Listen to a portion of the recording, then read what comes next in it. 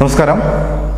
ലോകം മുഴുവൻ ആണവ യുദ്ധത്തിലേക്ക് കാര്യങ്ങൾ എത്തിക്കുന്ന ചില സൂചനകൾ അല്ലെങ്കിൽ ചില നീക്കങ്ങൾ ചില രാജ്യങ്ങളുടെ ഭാഗത്തു നിന്ന് ഇപ്പോൾ തുടരുന്നുവെന്ന ഏറ്റവും പ്രധാനപ്പെട്ട വാർത്തയിലേക്കാണ് നമ്മൾ പോകുന്നത്. അതായത് ഇറാനിൽ നിന്നുള്ള ഏറ്റവും പ്രധാനപ്പെട്ട ഒരു വാർത്ത പുറത്തേക്ക് വരികയാണ്. ഇറാൻ നിയർ വെപ്പൺസ് ഗ്രേഡ് യുറേനിയത്തിൻ്റെ ശേഖരം വർദ്ധിപ്പിച്ചതായിട്ടാണ് ഇപ്പോൾ ഐക്യരാഷ്ട്രസഭയുടെ രഹസ്യാന്വേഷണ വിഭാഗം കണ്ടെത്തിയിരിക്കുന്നത്. ഇത് ഏറ്റവും പ്രധാനപ്പെട്ട ഒരു വാർത്ത തന്നെയാണ്.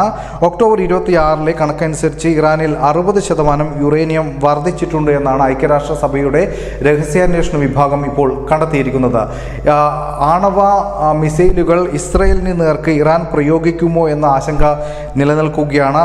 ഐക്യരാഷ്ട്രസഭയുടെ ഈ കണ്ടെത്തലിലൂടെ തങ്ങൾ ആണവായുധം നിർമ്മിക്കുന്നില്ല എന്ന ഇറാന്റെ വാദവും പൊളിഞ്ഞിരിക്കുകയാണ്. അതോടൊപ്പം ഇനി ഇസ്രയേലിന് നേർക്ക് ആണവ കേന്ദ്രങ്ങൾ അല്ലെങ്കിൽ ഇസ്രയേലിൻ്റെ ആണവ കേന്ദ്രങ്ങൾക്ക് നേർക്ക് ഇറാൻ ആക്രമണം നടത്തുകയാണെങ്കിൽ യൂറോപ്യൻ യൂണിയനിലെ രാജ്യങ്ങളെല്ലാം ഒന്നിക്കുകയും മറ്റൊരു വശത്ത് അറബ് രാജ്യങ്ങളെല്ലാം തന്നെ ഇസ്രയേലിനെതിരെ അണിനിരക്കുകയും ചെയ്യും. അത്തരത്തിൽ വളരെ പേടിപ്പെടുത്തുന്ന രീതിയിലേക്ക് കാര്യങ്ങൾ നീങ്ങും എന്നാണ് മനസ്സിലാക്കാൻ സാധിക്കുന്നത്. എന്തായാലും ലോകം മുഴുവൻ ഒരു ആണവ യുദ്ധത്തിലേക്ക് നീങ്ങുന്നു എന്നാണ് ഇപ്പോൾ ഈ ഒരു ഇറാന്റെ നീക്കത്തിലൂടെ മനസ്സിലാക്കാൻ സാധിക്കുന്നത്. മറുഭാഗത്ത് യൂറോപ്യൻ യൂണിയൻ രാജ്യങ്ങൾ ഒന്നിക്കുകയും ചെയ്യുന്ന ഒരു സാഹചര്യവും ഉടലെടുക്കുകയാണ്.